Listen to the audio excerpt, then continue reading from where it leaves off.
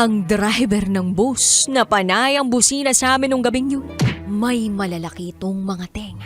Makipot ang bibig at may maliliit na braso. Isa akong konduktor ng bus. 4 lang ang mga pasahero namin. Maya-maya pa, nagtanong sa akin si Kuya Nelson kung nagugutom na raw ako. Sinagot ko siya ng oo.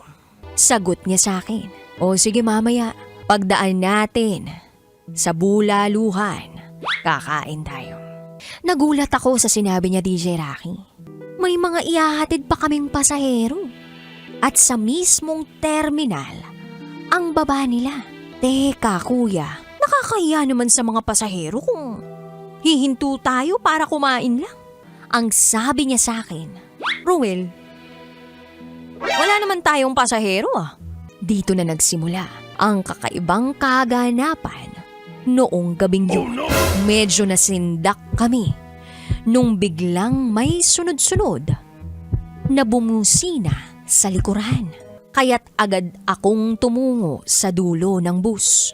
Maya-maya pa, halos humiwalay ang kaluluwa ko sa aking katawan dahil sa takot at gulat nang makita ko kung sino ang nakaupo sa driver's seat.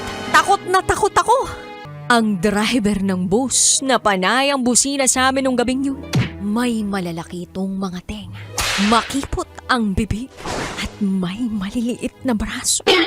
Maya-maya, nakarating na rin kami sa wakas sa terminal.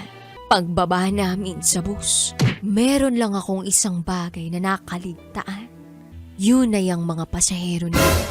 Muli akong umakyat ng bus para tingnan sila.